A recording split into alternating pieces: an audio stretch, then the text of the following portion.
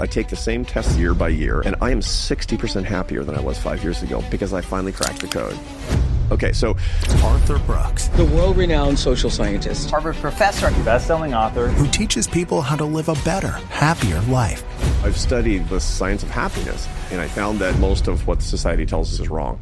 And we will go into all of this. For example, they found that happiness is about 50% genetic. Introverts tend to have more long-term happiness. And happiness is a mind virus. It will transmit from one person to another person to another person. Really? Yeah. They were looking at the trajectory of people's lives, measuring everything for many years, and they found obesity is contagious. When your friends get divorced, you're more likely to get divorced. But also when your friends get happy, you're more likely to get happy. The problem is happiness has been in decline since about 1990. One of the reasons is that we need struggle and suffering for us to actually get the joy that we seek. But we know that, for example, 95% of diets fail is the most unsuccessful industry in the world because the arrival fallacy that when I actually get rid of the belly fat, then I'm actually going to have a more wonderful life. That's actually not true. You actually get more satisfaction from the progress. Okay, so if not a weight number or a financial number, what's a better, more realistic goal to set that has more chance of success to being happier? There are goals that actually do lead to the happiest life, and the more you have, the better off you are. The 4 goals that really matter are: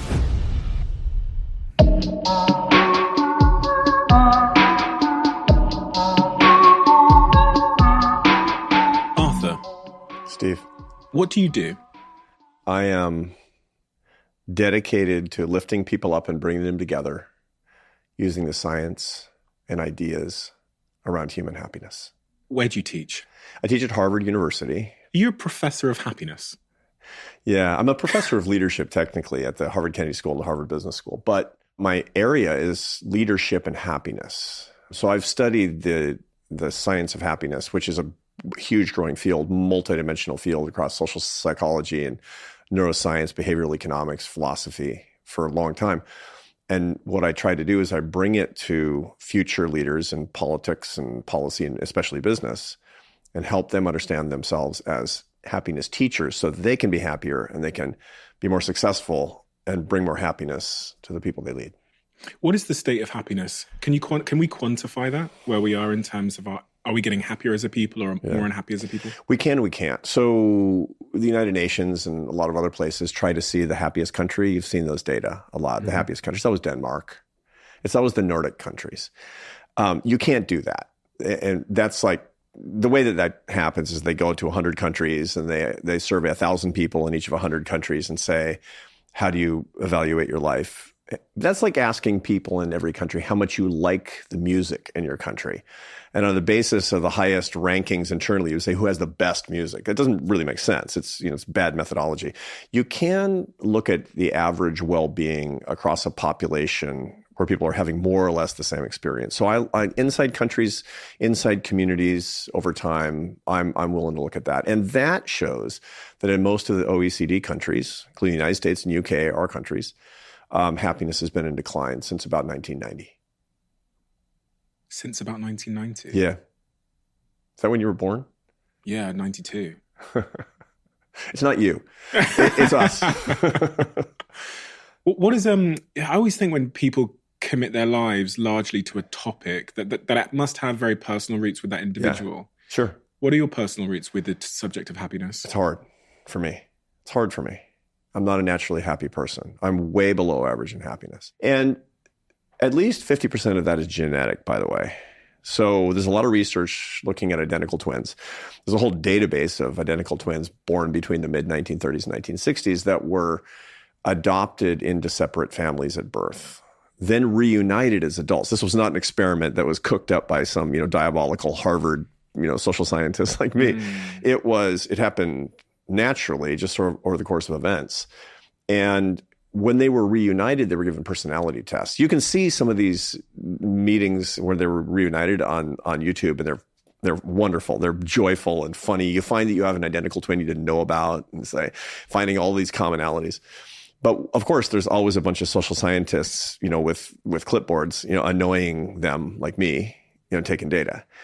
And so the personality tests all show that between 40 and 80% of your personality is genetic, and the rest is environmental and experiential and circumstantial. But 80%, up to 80%, that's a lot. And that means your openness to experience, your conscientiousness as a person, your extroversion, agreeableness, neuroticism, and happiness is about 50% genetic. Your mother literally made you unhappy, Steve. Or happy. Your results may vary. Was your household a happy place? It was a complicated place, but it wasn't terrible because my parents were good parents and they loved each other and they loved us. But my relationship by the time I was a young adult was cordial because they were busy with their issues. And, this is one of the things that I talk about with a lot of people. Nobody has a perfect childhood. And a lot of people are troubled by their childhood and they feel doomed to repeat the circumstances of their childhoods, but they're not. You can rewrite your own past history by looking back at what happened and deciding to change certain variables in the way that you're going to live your adult life.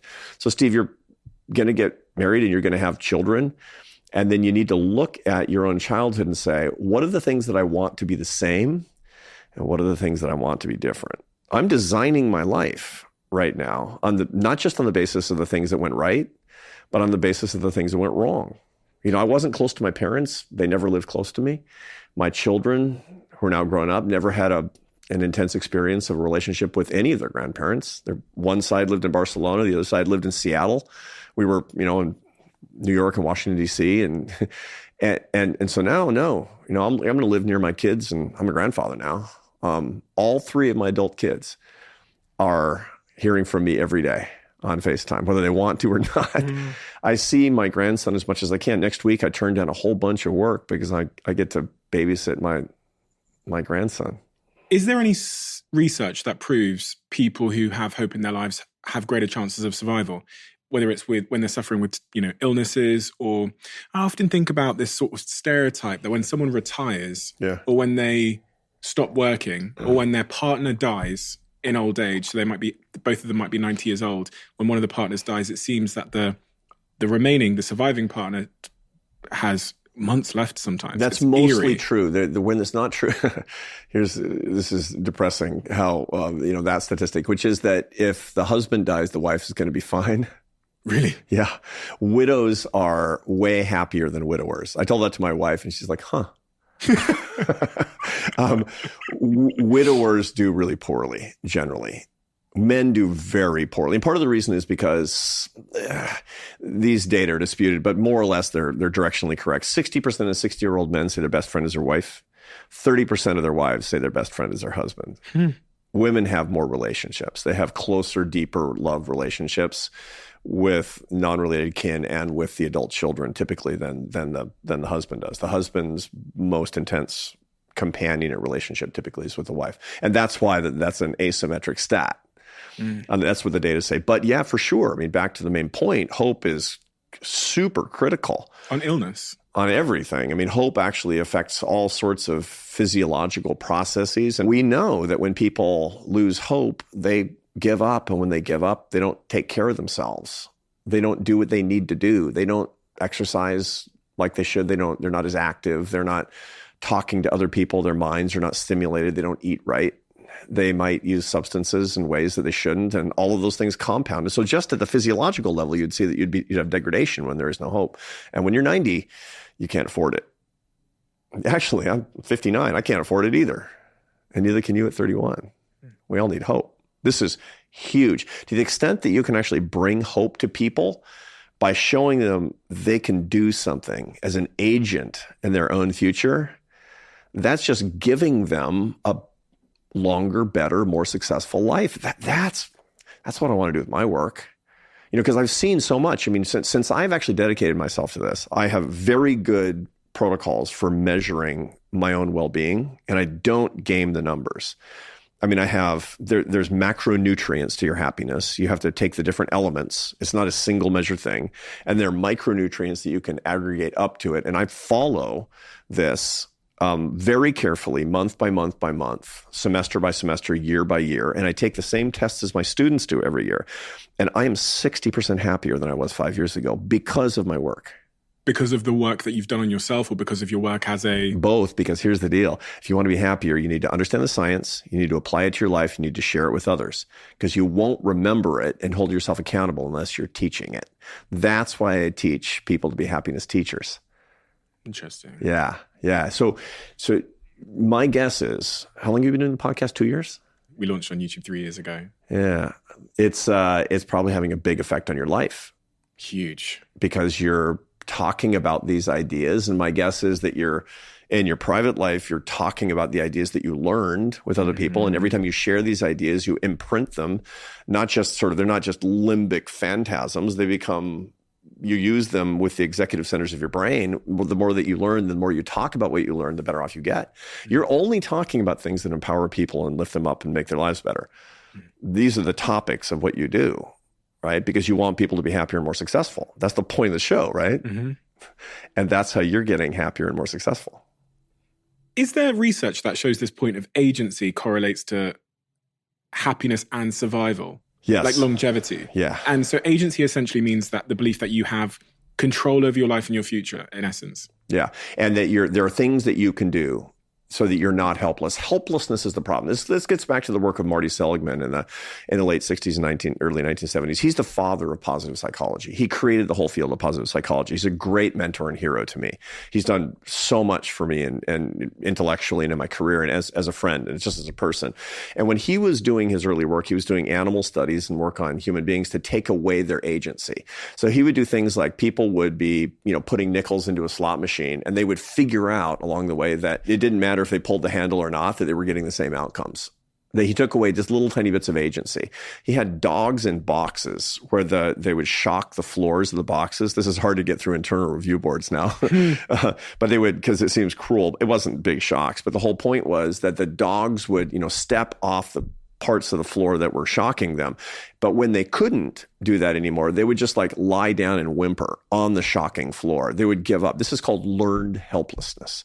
People will learn their helplessness when they realize that or they figure out or they conclude or they're told by politicians and media and activists and everybody else that there's nothing that they can do and they're a victim.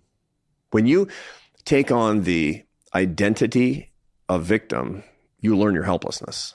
And that will degrade your quality of life, make you less successful, less happy. And a lot of studies say that you won't even live as long.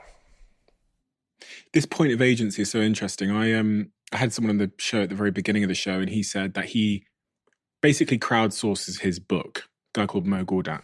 You might know the guy. He says he crowdsources his book and he gets 500 people to read his book before it comes out. And he goes, when we got down to the part in my book about personal responsibility, he goes, 8% of people drop off the Google document. Yeah. Because they don't want to read it. Uh-huh.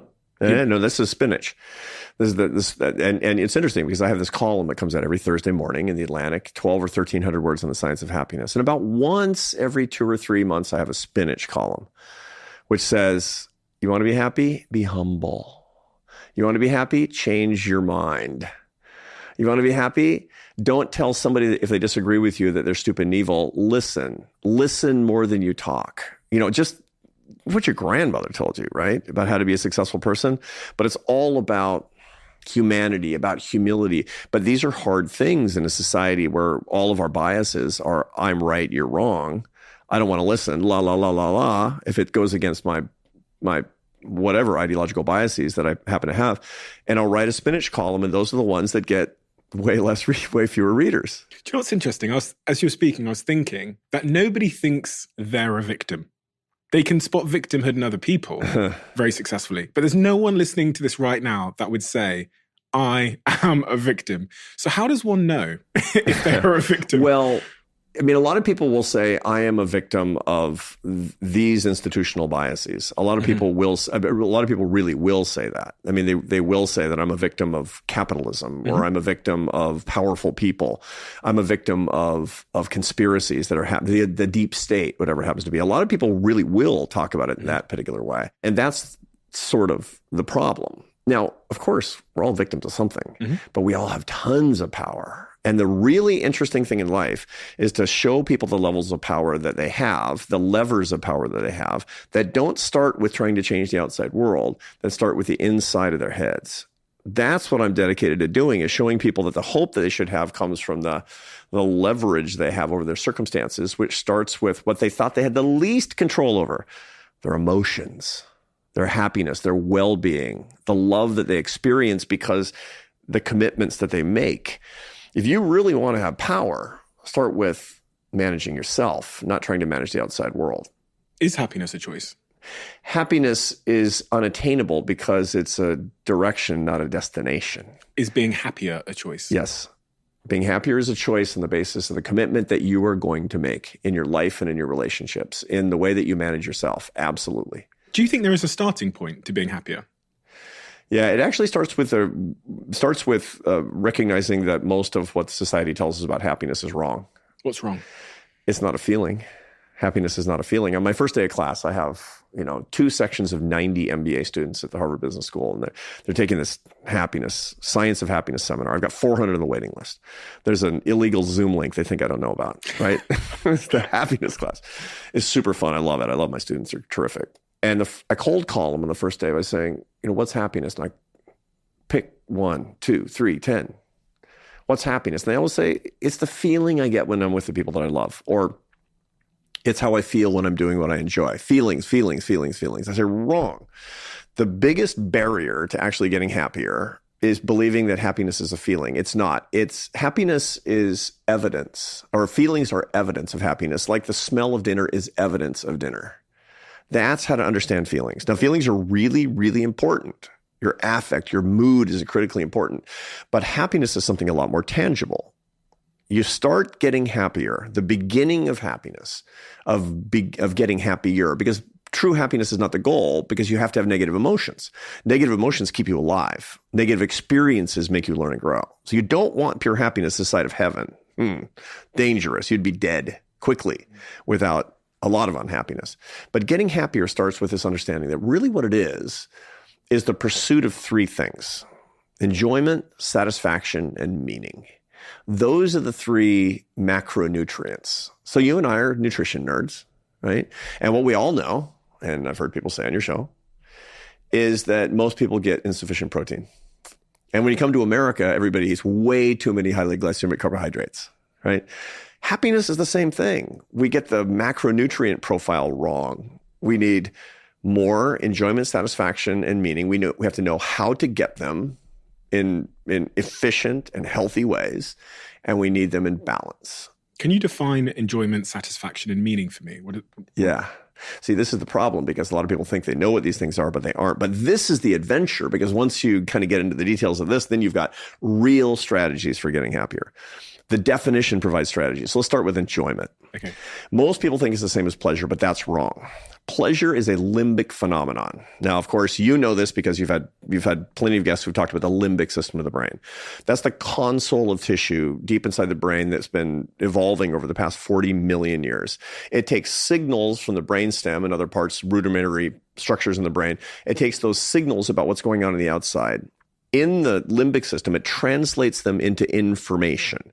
All your emotions is information. There's no such thing as good and bad feelings. Bad feelings, good feelings. No, they're all good. They might be maladapted, but the point is positive and negative emotions keep you alive. You need, especially the negative emotions. I talk about negative emotions all the time because survival is critical. And so anger and sadness and fear and disgust, which are the big 4 negative emotions, these have kept you alive thousands and thousands and thousands of times. Really important. That information then is relayed onto the neocortex of the brain, specifically the prefrontal cortex, the bumper of tissue right behind your forehead, where you can figure out, what are these emotions? What do they mean? And how am I going to react according to them? Now, a lot of times these signals are all goofed up and we're very reactive, which means that we're not letting our prefrontal cortex catch up with our limbic system. And that's a lot of the work that I do. But back to enjoyment. Enjoyment is not the same as pleasure, because pleasure is limbic. It's nothing more than a signal where the ventral striatum, the reward center of your brain, is getting tapped in the limbic system, saying that thing is going to be good for survival and passing on your genes. That's why it feels good. Go do it. Sex and sugar. Sex and sugar. and gambling, which social media has a lot in common with slot machines and all these little things that get back to your primordial evolutionary past. I know you love the evolutionary biology and psychology because this gives us so much information about who we are today. Look at the Pleistocene, see yourself, kind of. And all of these things that give us pleasure, it's because they went back to survival and propagation of the species. So importantly, all those pleasure-filled things, if you pursue them, you're just sitting in your limbic system. And modern technology and society will engorge these things into incredibly unhealthy practices. So you get, we have natural endorphins that make us feel good and help us when we actually get hurt so that we can get back to our cave. And of course, we've chemically altered them into fentanyl, which feels great until you die. Fentanyl is not a big thing in the UK, but it's a huge thing here. It's huge. I mean, we have 100,000 drug overdose deaths every year in the United States, mostly because of fentanyl. It's unbelievable. But that we have other versions of that. We can have stochastic experiences, things that happen occasionally and give us a reward when something happens, not predictably, but unpredictably. And so we make slot machines, and they give us all this tap into that brain chemistry. Or we want to propagate the species, and so we turn it into pornography, which is unbelievably powerful and dangerous for the brain because it captures the brain and destroys relationships along the way. It's just fentanyl in its way. But all of these things are just pleasure. Anything that can be addictive, which pleasure-filled things typically can, if you do them compulsively over and over and over again, it will make you less happy. But here's, when people ask me, so does that mean I should never drink alcohol? I should never gamble? No. You need to add two things to turn them into enjoyment. You need to add people and memory. Because if you add people and memory to something, then you're moving the experience into your prefrontal cortex. That's when it's fully human. That's when it's not an animal experience. It's a human experience. And that is a very important part of your happiness. And so the big question is, if something's addictive, if you're doing it alone, you're probably doing it wrong. What about sex? That's pornography and masturbation is alone. And that's not good for you, is the whole point. Again, reasonable people disagree. And some people would be like, what's this guy talking about? But the whole point is that the data on pornography are that it captures the brain, and ultimately it doesn't, on average, lead to happier lives because it truncates the reproductive experience at the level of pleasure and doesn't take it all the way to enjoyment. Interesting. Yeah. Have you studied porn much as a subject? Sort of everybody in my field winds up there. It's not something that I focus that much on because, it's focusing on the research on pornography makes you look a little creepy at age 59. It's not a good look. It's like, so what do you study? It's like, yeah. Interesting. So people in memory turn pleasure into enjoyment. That's right. So alcohol, add people in memory. The Anheuser-Busch Corporation doesn't put out advertisements of, a dude alone in his apartment pounding a 12-pack. That's how a lot of people use the product. But everybody knows that's an irresponsible, dangerous thing to do that can lead to alcoholism. What they show is the same guy with his brothers and friends, clinking bottles together, having a great time. That is pleasure, alcohol, plus people, plus memory equals enjoyment, and that leads to happiness because they want to join their brand to happiness, not just to pure pleasure, and certainly not to addiction. Same with like Coca-Cola. All the Coca-Cola ads are like the World Cup with your friends and in summer with your friends. And outside. And that's actually less addictive. I mean, there are certain, the sugar and caffeine are certainly addictive, but they don't have the same properties of brain capture in the same way for sure, because they don't stimulate as much dopamine as something like alcohol does. And so they're less likely to make you really addicted. But the whole point is that it does give you a little bit of pleasure, but it makes you way happier if you get to enjoyment, and you only get that when you're doing it with people. Satisfaction.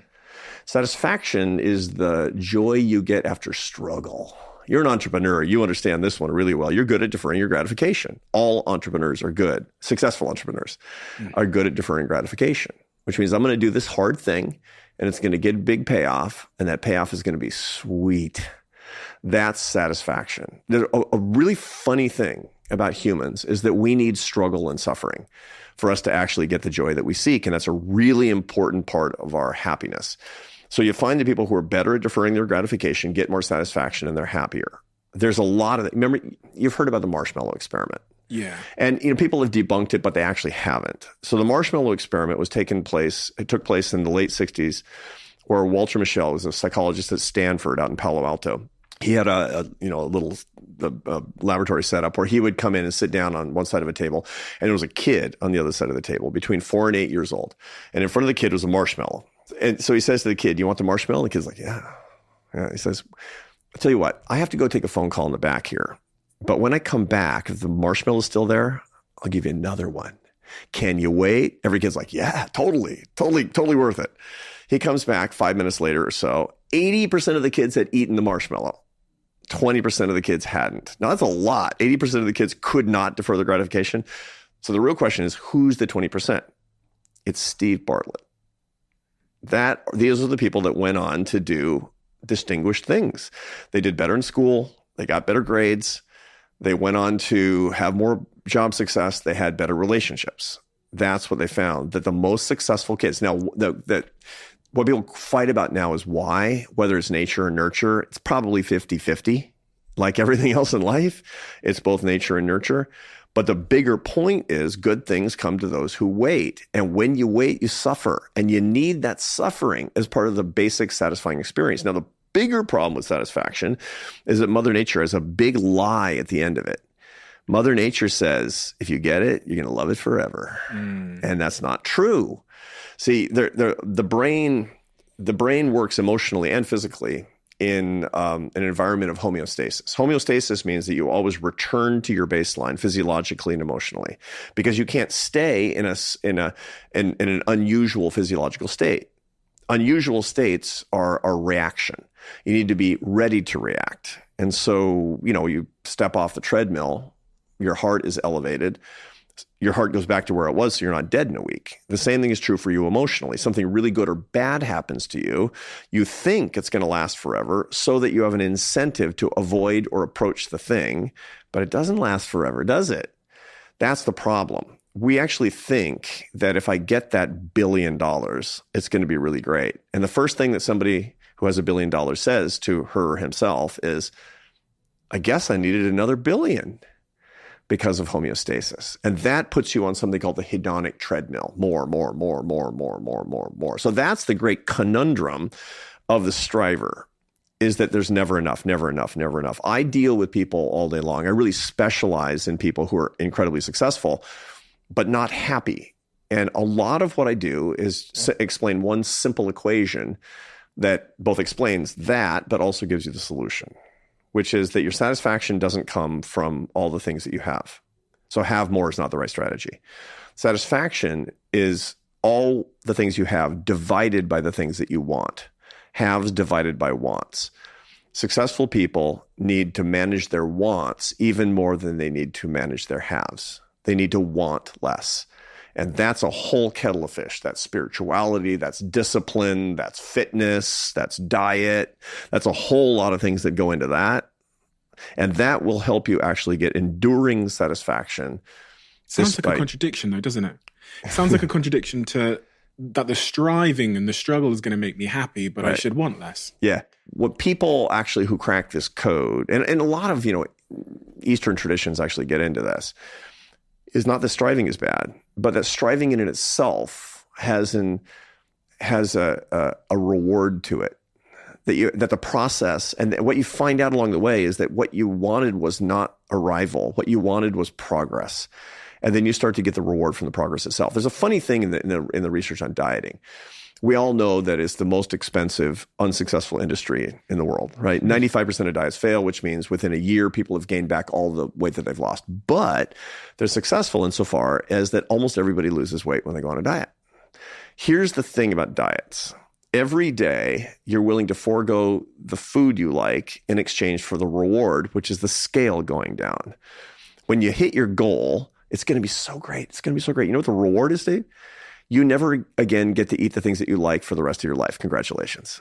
Once you've got there. That's why you failed. And the arrival fallacy, which is an identifiable phenomenon in my field, is that it's going to be sweet when I get to the goal. It isn't.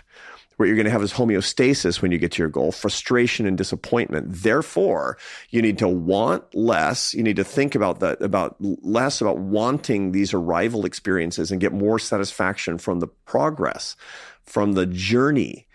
That's really what it comes down to. And people who crack that code over the course of self-discipline, self-understanding, self-management, they can actually experience remarkably higher satisfaction. The Dalai Lama, I've been working with the Dalai Lama closely for the past 11 years. And I asked him this question: how can I get lasting satisfaction? And he said, you need to want what you have, not to have what you want. And that's what it comes down to. It's the management of my wants, not my haves.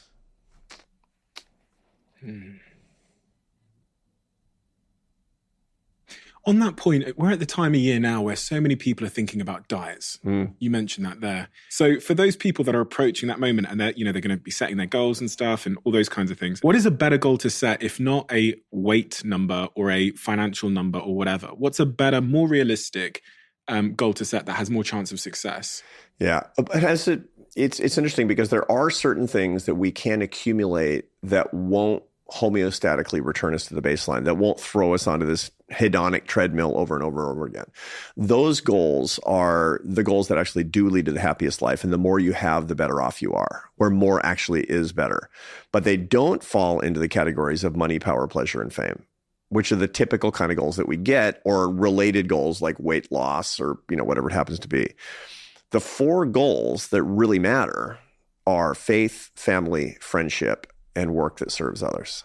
Those are the 4 really great and transcendent goals that we can have. Now, there's nothing wrong with money or power or pleasure or fame. There's nothing wrong with those things, but only as intermediate goals to make it easier for us to pursue and accumulate deeper faith or philosophical life. I'm not talking about traditional religious faith necessarily. Better family relationships, which are very mystical, poorly understood, even in neuroscience in a lot of ways.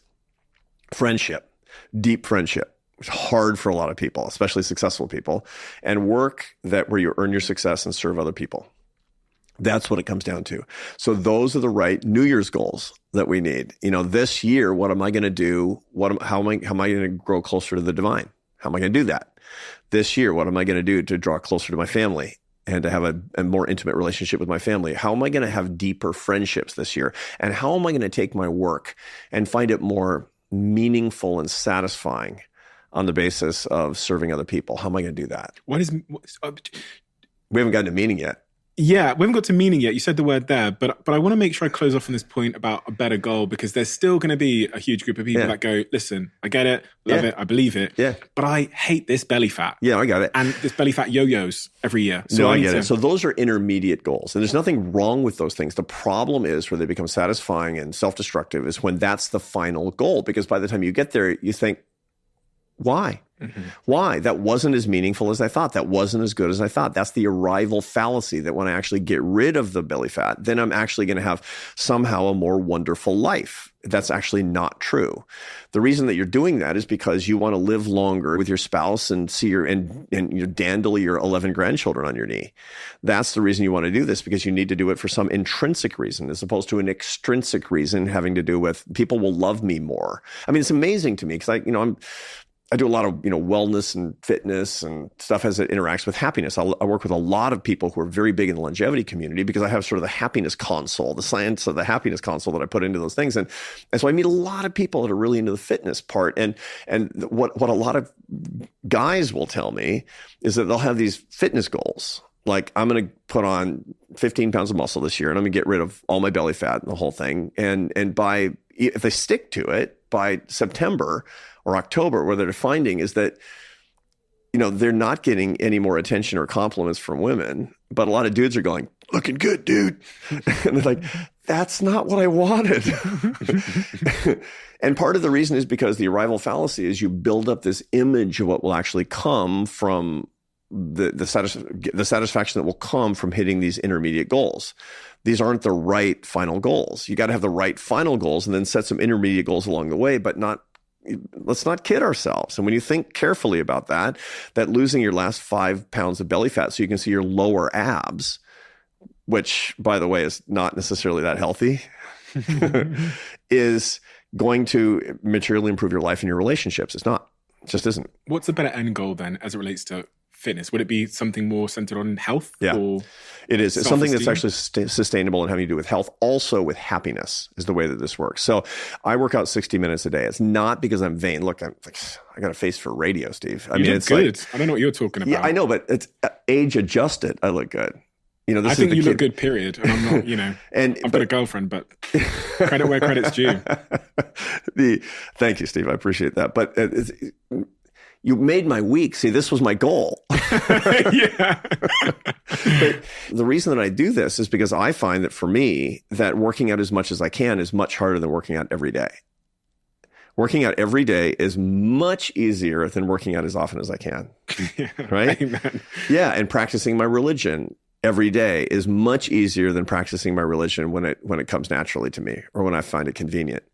Eating healthily is much easier when I do it every day. And so the result of that is that I find that with those particular routines, I program those things into my life and I'm a much happier guy. Look, it lowers my cortisol levels, which are naturally very high. I'm a very anxious person. And I understand anxiety. I understand the cortisol production. I understand how to manage it. And this is one of my management techniques. Thing about fitness to understand is when I say it makes you happier, it actually doesn't. It lowers your unhappiness. Happiness and unhappiness, largely the experiences of happiness and unhappiness, which is to say positive and negative affect, they're produced in different parts of the limbic system. So you can both be very high happiness and very high unhappiness. I have tests for that I put my students through. You're probably somebody who experiences both very high positive affect and very high negative affect. We've only met, but my guess is that you're a mad scientist. That's the profile. And so what that means is you've got two strategies. You want to keep your positive affect high and you want to manage your negative affect. And one of the best ways to manage your negative affect is physical exercise, vigorous physical exercise. Today for me was leg day. I hate leg day, but I feel pretty good right now. Okay, that makes sense. I've got an answer there that I'm super clear on. I should be aiming at the end goal of happiness ultimately, even if the intermediary goals are things like belly fat and these short-term things that are measurements of my progress towards the bigger goal. And the real key here is consistency. Yeah. This was the big unlock for my whole fitness thing, because I was that person, which will be 90% of people listening now, that made the goal every year that I was going to go to, change my life every year. Right. Never worked. Right. Because I was aiming at getting a six-pack for summer. So when I arrived with the six-pack. And it worked. Or summer. It was great. I looked great. I think I got a couple of compliments, which was nice.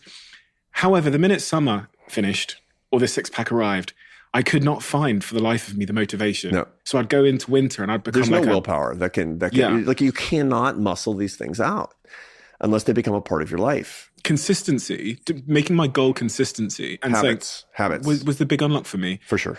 Because then, the goal becomes, if I go to the gym every day, if I make that part of my habits, I'm going to be healthier, happier, better at my job. Is there anything more important? Is that less important than a six-pack? And that mindset shift changed my life. For sure. Meaning was the last of the three. Yeah. Meaning is the why of your life. This is the hardest for most people, especially young adults. This is really, really hard. So meaning is really a combination of three things. It's coherence, purpose, and significance. Coherence is things happen for a reason.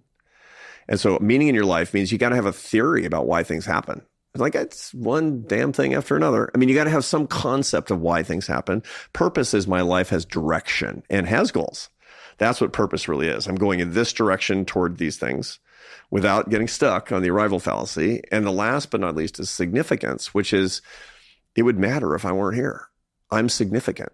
Those are the three parts of meaning in people's lives, according to philosophers and social psychologists. So there's a test that I give my students that kind of encompass these three ideas so you can remember them into two questions. And you have a meaning crisis if you actually don't have answers to these questions that you believe. And there's no right answers. You just got to have your answers. You want to play? Yeah. Here's the quiz. Question number 1. Why are you alive? You can answer that in terms of who created you or what you're on earth to do, or both. Okay, so why am I alive? That's something that I get to answer every single day. I get to define that by what I chose to do this morning when I woke up. What was it? I went to the gym. Yeah. I was on the running machine because I know I've got not going to be able to today. And then I came here and had this conversation with you. Yeah. But why are you doing this conversation with me, Steve?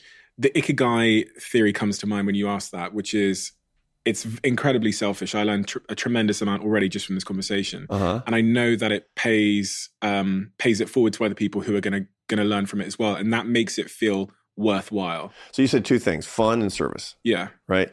Which is more important to you? Transcendentally, which is more important to you? It's the service part. Yeah. Okay, good. We're getting someplace. That gives me all my worth, right? But the more you focus on that, the better it gets. Now we uncovered that. So now thinking about that, You put the order of operations into the podcast and say, does it serve? Mm-hmm. Is that guest going to serve? Is this question going to serve? Is this show going to serve? Is this sponsor going to serve the people who are watching this podcast? Mm-hmm. Then suddenly meaning starts to go, it starts to really sprout out of the soil, because we got to that. If it's like, is it fun? Yeah, good. So look, my whole, I have a company and that rides alongside what I do academically. And everybody that works with me, we have an order of operations. And the order of operations these are the 4 goals, but they have to be in this order. You just told me that the order of operations is serve other people and have fun for your work. That's what you basically said. It's probably more like lift people up and have an adventure. That's probably an intellectual adventure, right? But the order of operations has to be right. If you're having fun more than you're serving other people, you're not going to find your sense of meaning based on that first question. So you see where we're going with that, right? So the second question is harder. For what are you willing to die today? There's a couple of people in my life that I'd die for. I'd die for my romantic partner. Yeah. I'd die for my brothers and sisters, any of them. Interestingly, I don't know if I'd die for my parents, which is interesting. Would you die for an idea? Would you die for your country? I would die... when you say for my country, do you mean to save the country? I don't know. I mean, if you were called to, even if it were ridiculous, even if you thought it were ridiculous, would you die because you love your country? It depends what you mean by that. What's the cost if I die? What's the cost if I stay alive? No, I know, and You know what I it's mean? everything is context specific to a certain extent. But really, what I'm trying to see is what's your kind of reaction is to this. To see what there are good things in there. You are willing to die for your girlfriend. Yeah, and my brothers willing to die for your brothers and sisters. Yeah. Mom and dad, it's like, Jerry's kind of like, does your mom listen to this podcast? They do, but I'm just being honest, because I think, I don't know why I said that, but I don't know for sure. This is good. This is really important, right? This is worth thinking about right now. The worst answer is, I don't know, or nothing. Those are the worst answers. And that doesn't mean it's a problem. On the contrary, it's a huge opportunity, huge entrepreneurial opportunity to realize you don't have answers to these questions, because you don't have to go to, get your PhD in philosophy. You don't have to sit at the mouth of the cave with a guru someplace in the Himalayas. You need to look for your answers to these questions. That's it. That's the quest. That's the vision quest. So, and when you see somebody find these things, like a lot of young adults they're nowhere near you where you are on your journey. You're solid, Steve. I mean, this is good stuff. But I meet a lot of people like, why am I alive? Because an egg met a sperm. Really? Yeah. And what are you willing to die for? Nothing really, or I don't know. Right? A lot of people, and then they uncover that they don't have a why, is what it comes down to. Repeat the questions again. Why are you alive? And for what are you willing to die this very day? There's no wrong answers. I have so many young kids in particular messaging me on Instagram with the same question, which is, I think society, Instagram quotes, all of that stuff has told them that they need to find their purpose. And it seems that they're in hunt of their purpose, like it's some Easter egg. And you think about that phrase itself, find your purpose. It comes loaded with 2 assumptions. Find, which means you've got to go search for it. And purpose, which is a singular word, means there's one of them somewhere. And the unhappiness that I sense because they are unable to find this Easter egg somewhere that they've been searching for causes them to feel all kinds of inadequacy. What do you say to that? Yeah, well, part of it is because that's what we call in business the go find a rock theory of leadership, where the CEO says to an employee, go give me a rock. Like, what? Go give me a rock. Okay, so you go outside and you bring a rock back in. The boss says, wrong rock. That's not helpful, right? That's go find your purpose. That's the go find a rock theory of leadership. It's like, what rock? Where do I look? The world is full of rocks. That's why you need to be a lot more specific in figuring out deeply why you believe you're walking the earth, why you actually are alive. Besides just the mechanical, explanation for what we understand in 10th grade biology, the real why, the deep why you're alive. And think, really, I mean, if with push came to shove, I would die for this. I actually would die for this thing.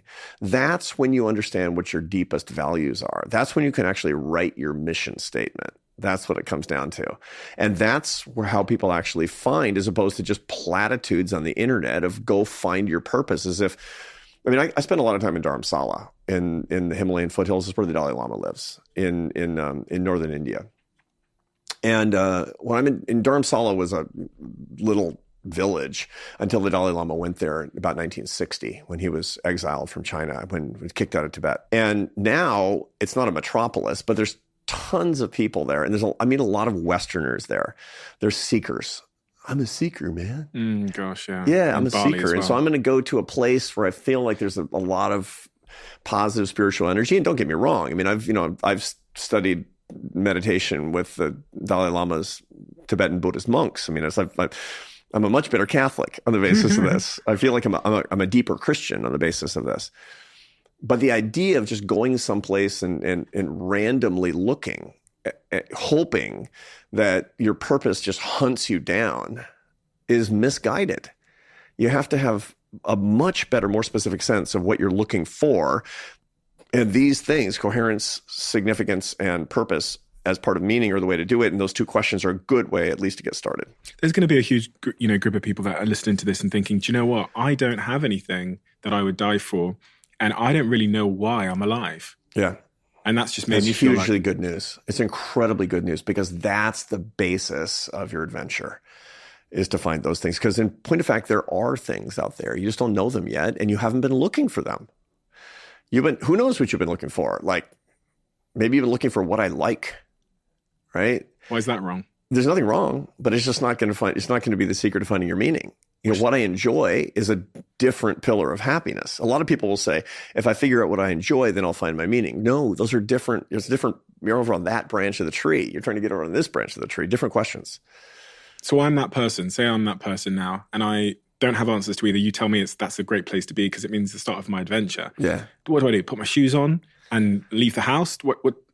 Joe, so there's a lot of different protocols you can actually start depending on where you are in your life. One of the things that I actually recommend is reading more, not reading garbage and dumb stuff, and not even reading the news. I put people on a protocol of 15 minutes a day of real reading. Actually, there's a 3-part plan. You want to hear the 3-part plan to actually start figuring out the answers to these questions? Mm-hmm.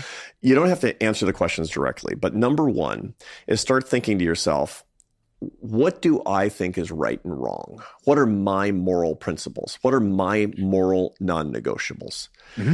That's the moral basis of living. It's the foundation of actually figuring out the answers to your questions. So for me, that might be, I think, like free speech is important, for example. Mm-hmm. Treating people with dignity. Equality. Cool. Yeah. Right. And this is going to change over the course of your life too. So, you're 28 years younger than me. Mm-hmm. When you're my age, it's going to be different. And saying to yourself, that's good.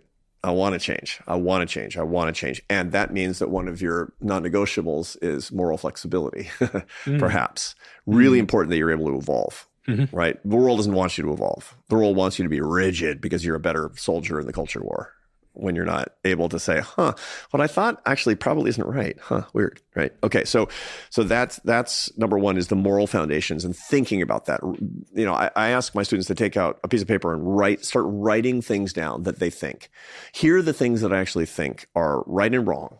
Here are the basis of the way that I want to live. Now, this is a very Jungian idea. Carl Jung said that the basis of happiness is figuring out what you believe and acting according to it, living according to it. That the basis of unhappiness is living not in accord with your own morals. In other words, I believe these things are right and wrong, and I'm systematically violating them. It's so incredibly empowering when I talk to a young woman or man, and I say, for example, what do you think is a decent way to treat a member of the opposite sex when you're on a date? And they'll tell me, and I say, are you acting according to that? And they're like, no. I say, that's why you're unhappy, according to Carl Jung, but also according to common sense. Once you know what that is and say, I'm going to start acting and living according to my own principles, your life starts to change. Why is that? So say someone right now is, for example, cheating on their partner, but they know... And they're against cheating. They're against cheating. They know it's bad. Because everybody's against cheating, by the way. Yeah. Betraying somebody you love. Everybody's against betraying somebody you love. Yeah. Right? That's actually natural law, if you believe there's any natural law. Why is that making them unhappy? That's making them unhappy because that's doing violence to their own sense of propriety. You're hurting yourself. The most ancient wisdom traditions and religious traditions, when they talk about sin, in Islam and Christianity and Judaism and Hinduism and name the religion, there's a concept of sin, right? Sin in almost every religious tradition is not offending God. It's hurting yourself. It's self-destructive behavior. You're doing something not in accord with the way that you want to live. And in so doing, you're weakening yourself. You're making it harder for you to understand yourself as a good person, as a person of integrity, as an upright person, which we actually need. And again, there's a lot of, go back to the social psychology research on this. We need to see ourselves as good people. It goes back to your point as well about helplessness and agency, because if I know that that is bad, but I can't seem to stop myself doing it, I'm telling myself that I'm low agency and I'm helpless. I'm a victim of my own sin. Yeah. I'm a victim of my own weakness. I'm a victim of my own impulses. And so this is one of the reasons that people will be like, I hate how I eat. What are they actually saying? They're not saying that I hate, I'm a sugar fiend. I just can't get enough of it. I don't drink alcohol, but I eat tons of sugar. I eat lots of sugar. I shouldn't do it. Now, it doesn't offend my sense of propriety, to be sure, right? But I could get to the point where I'm so unhealthy that I hate that about myself because I'm actually hurting myself, but I'm being controlled by my impulses. This getting in line with your own views and making a plan, and this is where the New Year's resolutions about taking off the weight actually makes sense, because it's not about the ab veins. It's about being morally consistent with your own view of the person that you want to be, is what this comes down. But you can't do it till you lay it out, until you actually put it in black and white. Write down your moral philosophy. I don't care how dumb it is. Write down your moral philosophy and say, make a plan to start living according to it. That's the base of the pyramid.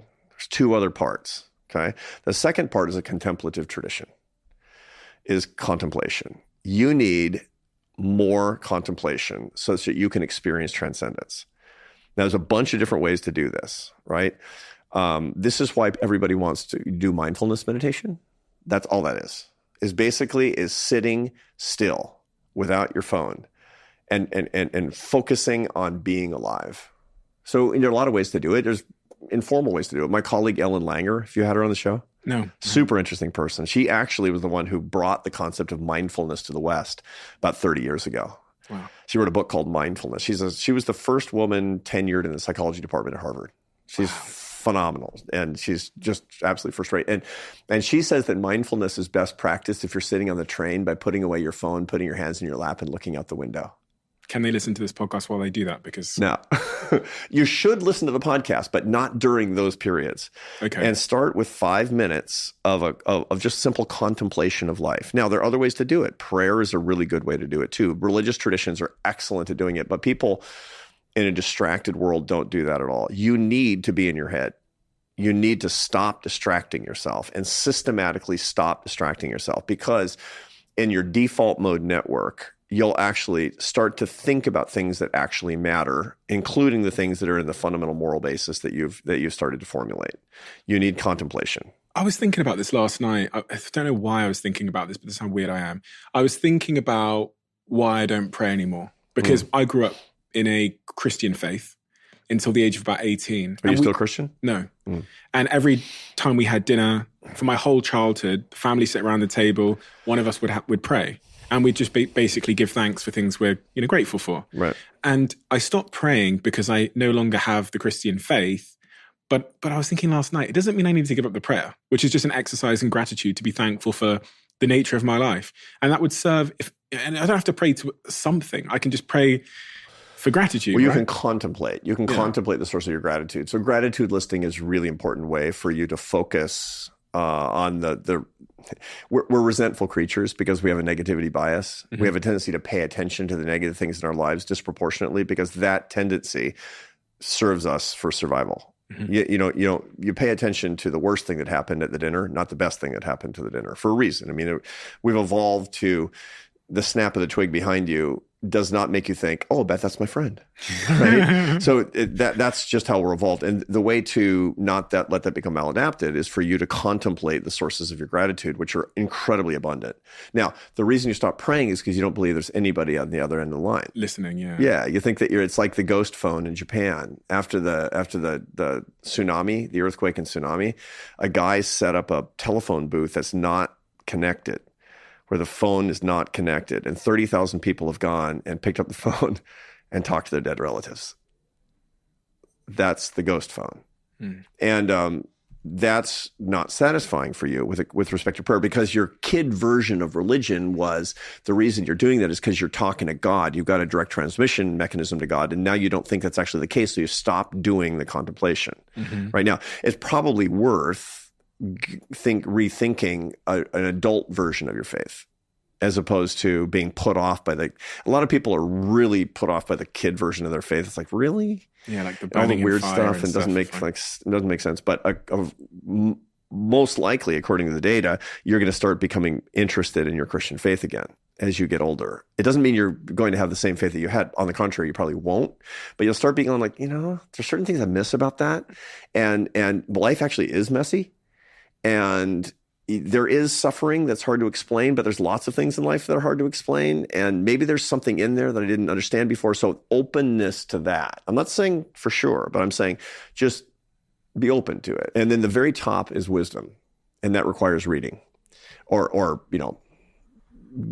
the accumulation of knowledge. Not everybody's a big reader. And there's so many different ways to get good information at this point. Podcasts, for example. But the whole point is reading or acquiring information in the wisdom tradition. So, read the Stoic philosophers, read the Nicomachean Ethics of Aristotle, read the Bhagavad Gita, read the Quran, read the Bible, read, and start with 15 minutes a day of that kind of reading, which you can go years saying, I wish I read it, and you don't, right? I mean, it's crazy. We'll spend all this time scrolling Instagram when we could spend just 15 minutes a day reading the Meditations of Marcus Aurelius and the letters of Seneca, and they're incredibly enriching, right? It's like, whoa, boom, starting at 15 minutes a day. So do the work. What do I believe? Spend some time in contemplation and do the reading. Your life's about to change. That's the protocol. That's the Tibetan Buddhist protocol for actually starting to find meaning in your life. But I've prescribed this to others, and I've done it myself, and this really works. It helps you find on the path to the answers to those questions. Build the life you want. It's a book. It's a book sat in front of me here that has your name on it. And who's this? Oprah Winfrey. I like to give young authors a leg up. How did you? So you co-wrote this book with Oprah. Yeah. How did you meet Oprah? She called me. It turns out she said, this is Oprah Winfrey. And I'm like, yeah, not Batman. I mean, it was Oprah Winfrey. It's the voice. She's iconic all over the world for sure. And it turns out that she was a regular reader of my column in The Atlantic on Thursday mornings, How to Build a Life, which is a different area of the science of happiness every week that I cover. And she read my last book, which is called From Strength to Strength, Finding Success, Happiness, and Deep Purpose in the Second Half of Life. Right. So that was a book she read on the first day it came out, and then went on her Super Soul podcast, and we were thick as thieves just immediately, because we have the same goals, is lift people up and bring them together in the spirit of happiness and love. She does it differently because she's not an academic. She has an incredible platform. I've never seen a platform like she has, where, she says one thing and people are like, oh, that's a good thing to do. But she's always looking for, it's interesting because she has the money and power and fame, and she uses them. She's cracked the code. She uses them in service of other people. And that's her whole goal from the very beginning. She's never said anything to disabuse me of the idea that that's how she lives. And we started doing some things together and some podcasts together. And she called up and she said, if I had my show still, for 25 years, she had this iconic show on television in the United States called The Oprah Winfrey Show. And millions of people watched it every day. It went off the air in about 2014 or something. She says, if I had my show, I'd have you on 30 times. And then you'd have your show. She said, but I don't have the show anymore. So let's do kind of a version of that. And let me host a book. And so we wrote the book together all over last winter, in the winter of 2022, 2023. I went away she lives in Montecito, California. I went and got a house in San Clemente, California. And we structured the thing and, at her place, and we went back and forth and it was just a blast. It was about, how to manage yourself. And once you're able to manage your own feelings and emotions like a pro, then you'll no longer be distracted and you can focus on the things that actually matter for your life. And that's how you build your life. And you called me, a mad scientist earlier. I'd have to take the test. I think Did you take it? nailed it. I think you nailed it. Most likely, yeah. Which appears in your book in the section about the unique mix of happiness, and you talk about this PANAS score system. What are these categories, and why did you call me a mad scientist? So the PANAS test is in the book, and it's actually on the website at arthurbrooks.com, where anybody can take it for free. It's a personality test based on the intensity of your positive and negative affect, aka mood. Everybody's got more or less the same emotions. Everybody feels joy and interest and surprise and anger and sadness and disgust and fear. But we have them in different intensities depending on who we are. And there's really 4 kinds of people with these different intensities. There's some people that have very high affect, high positive affect. They have high highs, and high negative affect, low lows. These are mad scientists. That's a quarter of the population. Now, by construction, it's a quarter of the population because it's above average on both. Mm-hmm. Then there are people who are high highs and low lows. I mean, I should say that they have intense positive emotion, but weak negative emotion, right? These are cheerleaders. Okay, so they feel their positive affect very intensely and their negative affect very weakly. Oh, okay. So they're like always happy. They're not always happy, but they tend to be in a better mood and see the brighter side of things. They tend to downgrade threats and think everything is going to be okay. Okay. That's a quarter of the population. Mm-hmm. And everybody wants to be that, by the way, but that's not necessarily the best way to be. And they don't make the best CEOs because they have a hard time paying attention to threats. They don't want bad news, and they have a terrible time giving bad news or giving people bad evaluations. So working for a CEO who's a cheerleader is great for a minute, but then it starts to become very frustrating because you hear him telling the incompetent idiot in the cubicle next to you that she's doing an unbelievably good job. Okay. Right? Those types. And so you got to be realistic to be a good CEO. I mean, you're an entrepreneur, you know perfectly. Mm-hmm. There's lots of threats out there. You got to take them seriously. Yeah. So then there are people who are high negative, low positive. These are poets. These are people who, generally speaking, there's a place in the limbic system called the ventrolateral prefrontal cortex. That's the part that makes you a ruminator. Ruminators are people who, this part of the brain, this part of the brain is dedicated to making on problems and negative things and regret. And I can't believe that I said that thing. I feel so stupid for saying that thing. And what does she really think of me, et cetera, et cetera. It's also the part of the brain that you use when you're highly creative. Comedians? Yeah, well, for sure. For sure. You know, I pal around with a guy named Rainn Wilson, who was in the American version of The Office. He played Dwight. And Rainn told me that comedians tend to be depressed. But the reason is because they find out that they're funny and they can substitute humor for sadness. It's a substitute emotion. It's called a metacognitive technique. We talk a lot about that in the book. And poets they tend to be high ruminators, so high negative affect. They focus a lot on negative things because of this hyper-developed part of their brains. They also tend to be really creative because that's the same part of your brain that when you're working on a business plan or a symphony. And they also tend to be romantic because infatuation is ruminating on another person. Mm-hmm. That's kind of the poet profile, right? And then last but not least, there's low, people who are low affect people. These are judges. These are people who they're happy and unhappy, but they feel their moods less intensely than other people. And so they don't freak out, you know. These are really good surgeons. These are really good judges. They're very good Secret Service agents. You don't want somebody to cut you open and say, "Oh my God." You don't want your surgeon to be like that.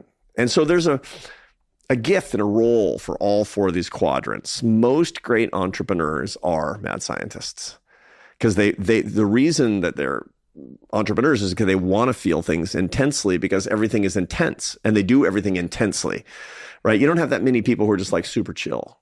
Yeah. Interesting. Yeah. That fits. That's why, and just having a deep conversation with you, I can see that you have a lot of mad scientific characteristics to you. You feel things deeply. Is that fair? It is fair, yeah. I mean, that's the one I resonate with the most, and I do describe myself as being a bit intense. My team know me. I think I come across as a bit intense. What's your girlfriend? I'm going to say that she is a cheerleader. I'm married to a cheerleader. Oh, really? Yeah. And what you find is that cheerleaders, they can have the best of times, but cheerleaders tend to struggle with the mad scientist. Yeah. right? Sure. It's like why, like everything's so great for you. Why are you gloomy? It's like, why can't you look on the bright side of things? Like, why are you grouchy all the time? What's wrong with you, Like Steve? there's a spelling mistake on our. I know. And it's She's like, why is that bothering you? Like, yeah. So that's a classic thing. Everybody can be with everybody else, but the compliments are really important. The biggest mistake that people make in dating markets is they look for their doppelganger. They look for their clone. You shouldn't look for your clone. You should look for your complement. Why? Because you'll be happier when you complete each other. That's when people who complete each other, you find that very happy marriages often happen between an introvert and an extrovert if they learn to appreciate each other. So it's not, hammer and tongs all the time for the differences. But when people, for example, one of the reasons that dating apps are so unsuccessful for giving people satisfactory dating experiences. People have more and more and more choice, but they're more likely to say they're not satisfied with the people they're dating and not attracted to the people that they're dating. It's because they'll set up a dating profile saying, I vote this way, I like this music, I live here, I like these things, I want somebody with these preferences, and they get somebody who's their sibling, which is, as my adult children will remind me, is not hot. Yeah. Difference is hot. It's so true, because I never would have said I want someone that is spiritual, that is really involved in spirituality and believes in things that you just can't see. My girlfriend believes in all the chakras and these energies, and she'll read, and she just believes in it all. And it's funny because I never would have said that's what I wanted, but I absolutely love it. Yeah. And that means that she's actually pulled me into her world. She's made me more spiritual. She's made me believe in things I never would have believed before. And she's completing me in that regard. It's really great. It's really great. I mean, you've cracked the code in that way. And finding all the ways that you're different and celebrating those particular differences is really key to a good relationship, and not wishing the person were more like you. This is very important. That this is the relationship killer, is that wishing that your partner were more like you is just a form of egotism. Everyone tries to change their partner though, don't they? Yeah. Well, I mean, it's interesting. It's like there's the old axiom that women are frustrated because they thought they could change their husbands and they can't, and husbands are frustrated because they thought their wives would never change, and they do. I don't know. There is truth in that.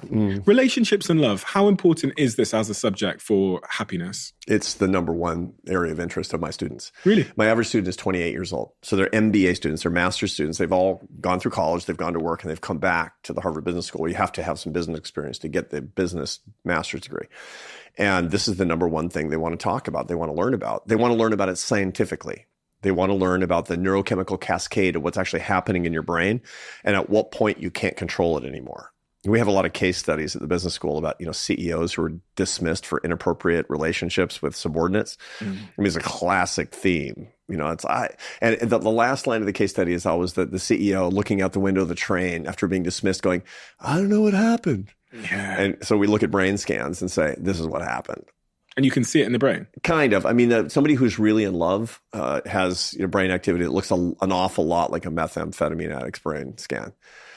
I mean, your brain is, if you're at a certain point in the falling in love process, your brain is captured. So, I mean, at the beginning when people meet, there's a hormonal reaction with testosterone and estrogen, which are, sex hormones, obviously. And, when people see somebody who's really attractive, that's why they want to look attractive, because that's the ignition mechanism that typically happens. After that, you see a big increase in noradrenaline, aka epinephrine and dopamine levels. So you have anticipation of reward and euphoria. That's sort of the second line of things that tend to happen in this chemical cascade that's going on when you're falling in love. After that, you see a dip in serotonin, which is really interesting. So serotonin, we think about as the neuromodulator of peace and happiness, which is what a lot of the psychiatric drugs are trying to manipulate when they feel that it's an imbalance. So people who are clinically depressed will often get selective serotonin reuptake inhibitors, meaning that you maintain a higher level of serotonin. And that's all really controversial still, because we don't really understand that very well. But we do know that when people are falling in love, that they're more likely to be ruminative and infatuated. Remember that part of the brain, the ventrolateral prefrontal cortex that does rumination? It'll be more active when serotonin is low. And so serotonin will be low, so you start ruminating on the other person. That's when the infatuation part of the relationship really kicks in. And then you get to the point of attachment, which is which involves oxytocin, which is a neuropeptide that functions as a hormone that makes you attached to the other person, very profoundly attached to the other person. It's intensely pleasurable. So it's like, and the longer you let it go, the harder it is for your brain not to be really, really captured. You wouldn't go to a methamphetamine addict and say, why did you buy methamphetamine? That's illegal. They'll be like, duh, I'm an addict. I'm a junkie. It's the same thing as when somebody's sleeping with a subordinate. Are people that are in love and in relationships happier statistically? No, on the contrary, because being in love, especially in the early stages of being in love, is not associated with what we would associate with actual happiness, because it has jealousy, tons of jealousy, which is, the rumination part. When your serotonin levels are really low, it's hard for you to say, it feels so great. You feel euphoric and you like it in its own way. But if you stayed in that stage, you'd go out of your mind and you'd be miserable, because there's jealousy. There's surveillance behaviors are really common. There's nobody would say that when I'm surveilling my intimate partner, that's when I'm happiest. Nobody likes that, but people tend to do that because there's a lot of your brain is basically saying, I'm trying to figure out if this is somebody who's going to betray me. Back to evolution. Is this somebody who's going to wander off and raise somebody else's kids? Is this somebody who's going to be, when I don't know it, carrying somebody else's baby? Which is how men and women actually, they tend to express their sexual jealousy in those two. Interesting, there's a guy at University of Texas at Austin that studies jealousy. The most jealousy-provoking thing for men is an image of their intimate partner having sex with somebody else. For women, it's an image of their intimate partner saying, I love you, to somebody else. And the reason is because traditionally or evolutionarily, women have to be worried that their partner is going to go take care of somebody else's children. And men have to be worried that they're not the actual father of the children, which, according to some estimates, is 15% of paternity, which is misattributed worldwide. Makes sense. That's a lot. Yeah. No, it makes sense. So, fortunately, my kids look like me. Yeah, I have one that's adopted. She doesn't look like me. This idea in chapter 4 of your book of focusing less on yourself leads to happiness. How can you prove that's the case? So there's a lot of experimental tests that actually show this using human subjects. And so one of the classic experiments, there's these guys at Northwestern. There's a fabulous social psychologist named Adam Waits. I don't know if you've had him on your show before. No. He's a really impressive and innovative social psychologist. And he did an experiment where he took the undergraduate students. You always use the undergraduate pool at your university because they'll do literally anything for $20. And he put them into 3 groups. One had to do moral deeds. They had to do random acts of kindness. One had to do moral thoughts. They had to sit and think beautiful thoughts about other people. And one had to do sort of self-care things. Go do something that really makes you feel good. And they looked at their happiness over, a series of weeks with these interventions. And they found that moral deeds were happier than moral thoughts, and moral thoughts were happier than self-care.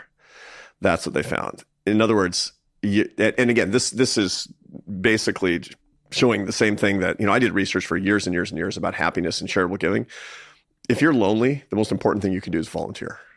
It just is. If you give money away, statistically, you're more likely to make more money next year. Incredible investment strategy. And the reason is because you see yourself as an agent of positive change. You're empowered when you're helping other people. When you give love, you get love. That's the bottom line, is what it comes down to. And so all of these experiments find kind of the same thing. If you put, 2 groups randomly selected of people, one group is playing board games and the other's helping, 6th graders with their math. The ones helping 6th graders with their math will have a mood boost for days afterward. I mean, this is just helping other people, helps you not focus on the psychodrama inside Steve's head. And it makes it so that life actually has a transcendent aspect to it. You get perspective, you get peace, and furthermore, you get empirical confirmation that you are that person that you want to be. Is happiness or negativity contagious? Yes, that's emotional contagion. There's a lot of literature on emotional contagion. It's a virus. It's a mind virus. Negativity is a virus. Yeah, negativity is a virus, but so is positivity. That you can actually, so you find that, when I go into companies, which I do a lot these days, I do a lot of happiness teaching inside executive teams and corporations. And when I walk into a company, I can pretty quickly ascertain which virus is going around. This is why the mood and emotional well-being and emotional self-management of CEOs is so critically important, because, everybody's like, the boss is having a hard time today. I think a boss got yelled at this morning at breakfast or whatever it happens to be, because they can see it, and the result is that the virus tends to pass around. This sucks attitude is horrible inside families. And we see it, and it will transmit from one person to one person to another person to another person. That's why it's hard to live with a high negative affect person. That's why, because high negative affect people will spread a negativity virus. Even if you live down the street? Well, it depends on how much contact you have with that person. And so, that's why you want your kids to hang out with positive friends. That's why you'll see when you have your kids, and when my kids were little, they would have that one friend who's like happy all the time. You love that kid. You have the one kid who's just bummed out all the time. You're like, I don't want my kid to be around that, because that infects the attitudes of your children. In the book, you say living within a mile of a friend or family member who becomes happier makes you 25% likelier to become happier too. If you have contact with that person. Obviously, it's not going to transmit just through the air. It's not, it's not the coronavirus. But you have to have contact with the person. But, and the way that they measured that's called the Framingham Heart Study, which was out that's a suburb of Boston. But for many, many, many years, they were looking at the trajectory of people's lives to look at heart issues, but then they started measuring everything else, and they found, for example, that obesity is very easy to catch. When your friends become obese, you become more obese. That when your friends get divorced, you're more likely to get divorced. That when your friends get happy, you're more likely to get happy. Is what we see, and the more proximity that they have to you, measured geographically or in terms of the intimacy of the relationship, the stronger the transmission mechanism. I think a lot about that and how we take on other people's problems when they're friends and family. What do you say to that? And does it matter that we take on other people's problems?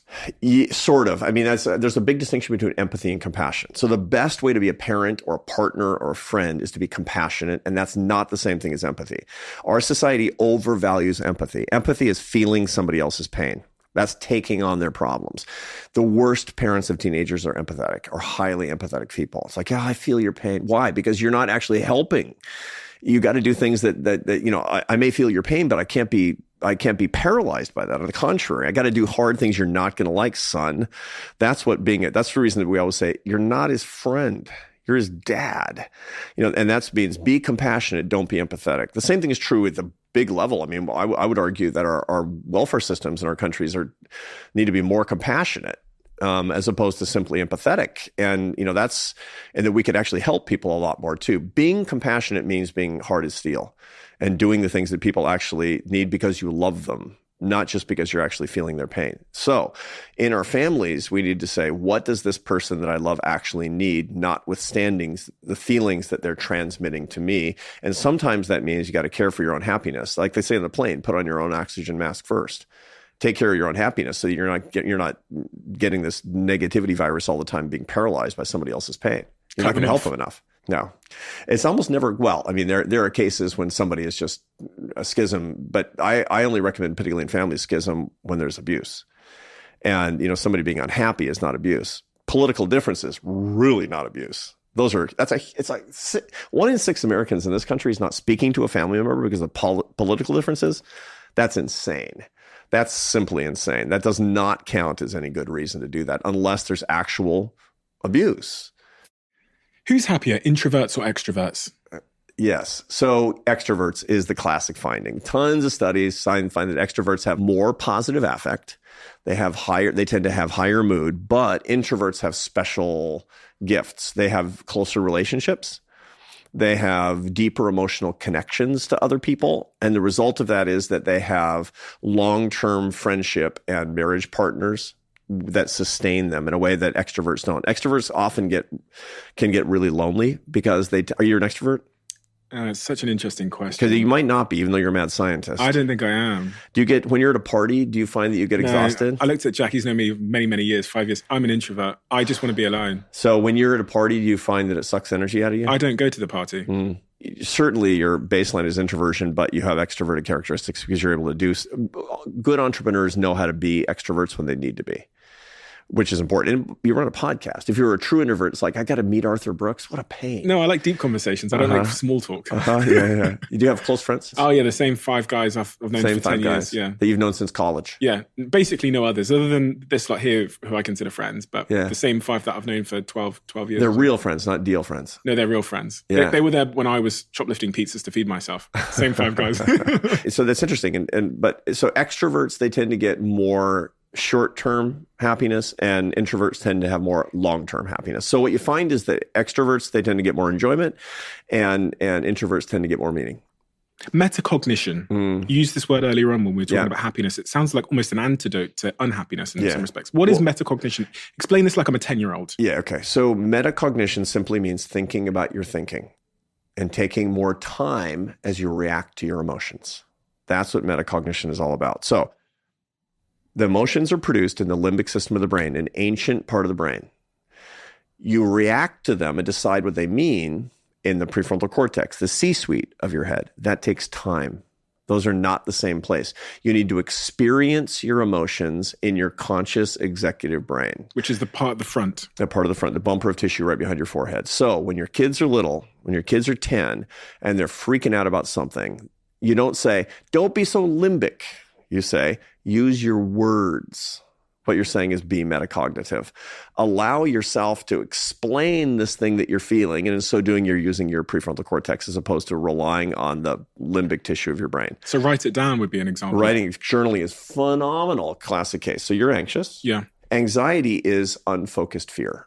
That's what it is. Fear was adapted in the human species so that to be episodic and intense. The way that fear is supposed to work is that something happens, it alarms you, it illuminates the amygdala of your brain. That sends a signal through the hypothalamus to the pituitary gland, which then signals the adrenal gland sitting above the kidneys to spit out stress hormones. This happens in 74 milliseconds of the perception of a threat in, the occipital lobe of your brain where your visual cortex exists. Boom, this thing happens really, really quick. It saved your life many, many times, thousands of times, because you live in London and you can get run over at any given second. It's crazy. Well, actually, because I'm looking the wrong direction for oncoming traffic. That's my problem there. So that's how that works, is the whole point. So fear is supposed to work that way. Very episodic, very occasional. The problem in modern life is that we have all of these vague threats that are happening that are kind of half illuminating our amygdala, which is giving us a little drip of cortisol into our brain all the time. And that's unfocused and freaking us out. So the way to actually solve that problem metacognitively is to say, okay, I got to focus it. Take out a piece of paper. Number one thing that I'm afraid of right now, that's actually giving me this anxiety, that's giving me this discomfort. Write it down. Why is it happening? What's the worst thing that can happen? And what would I do if that happened? And you're literally moving the experience from the amygdala, which is the emotional center, to the prefrontal cortex, which is the logical. That's your C-suite. And that should kill the anxiety. It'll greatly attenuate the anxiety. It will turn it into a logical kind of fear that's the right reaction to these threats. And it will change your life. So if you do that, if you're experiencing a lot of anxiety, unfocused fear, focus it every day for 10 minutes. Write it down. I'm a very anxious person. I have a running list of the things that I'm afraid of. A running list. I have lots and lots of lists. I keep lots of lists because journaling is so critically important. I also have a failure list. What are you afraid of? I'm afraid of failure. I'm afraid of failing. I'm a total striver from the very beginning. Failing? What would failure look like? I know. That's the thing. It's an unfocused fear. And so when I write it down and I focus it, I go, oh yeah, it's true. Okay. That's the point. So failure is a specter for strivers. It's a kind of when you look at it, it goes away. Yeah. But when you're not looking at it, it's there. And part of the reason is because your self-image is one of somebody who's successful. So you're self-objectifying as a successful person. You're success addicted, meaning the ventral striatum of your brain gets tapped every time somebody says, Steve, you got another 7 million downloads or something that is not inherently meaningful in that particular way, because the metric is actually what taps your ventral striatum again and again and again. And so then if that's going in the wrong direction and you're not making progress, then that sort of feels somehow not successful, which means that things are going in the wrong direction. And that's just like this phantasm, right? It's like, and so, okay, focus it, look at it, poof, right? It disappears. And it doesn't entirely disappear. It turns into what it really is, which is a mouse, not a lion. Arthur, your book is fantastic. I mean, we could talk for so long because there's so much more in it. There's some of the unbelievable stats that I was reading about around social media, and this one stat about a study showing that teens who texted more often than their peers experienced more depression, anxiety, and poorer relationships. The other things about laughter, and that you can feel 35% happier using some humor therapy, all of these things, gratitude, all of these things that we haven't covered, but they're all in this fantastic book, which is so unbelievably accessible for someone that's as smart as you. Oprah had to okay it. Oh, okay, right. Yeah, okay. Yeah. And I thank you for that, because happiness is a complex thing. And I think there's an industry out there that are trying to simplify it and put it down to 3 steps to happiness, or one secret to happiness. One weird trick. Don't eat grapes. Yeah. Whatever. Yeah. But your approach provides the nuance and the complexity that the subject matter deserves. And I think that offers us a path towards being happier, as you talk about in the book. Thank you. That's why I wrote it. I wrote it for you. Oh, well, yeah. it actually reads like you wrote it for me. That's the kind of, but I imagine everyone that reads it's going to feel that way. I highly recommend everybody goes and gets this book ASAP. It's a really, really beautiful book as well. It's so beautiful. We have a closing tradition on this podcast where the last guest leaves a question for the next guest, not knowing who they're leaving it for. What are we supposed to do about the things that we cannot control? What is your opinion on this? The things that we can't control are virtually all outside ourselves. We have to accommodate ourselves to the fact that we live in a world where there are many things that we can't control, and focus on the things that we can.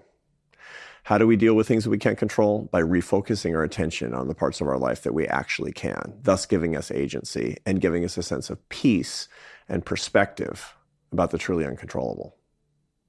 Arthur, thank you so much. So wonderful to meet you. You've energized me this morning, and we started pretty early for me. This is super early. Yeah, it's like, I appreciate it. Yeah, so I appreciate it so much. Thank you, Steve. It's wonderful to be with you. I've admired you for such a long time. I get to meet you in person. It's been a joy. That means the world to me. Someone as profound and as smart as you to say that to me means a ton. So thank you so much, Arthur, from the bottom of my heart. Really, really appreciate it. Thank you. You too. Thank you. Do you need a podcast to listen to next? We've discovered that people who liked this episode also tend to absolutely love another recent episode we've done. So I've linked that episode in the description below. I know you'll enjoy it.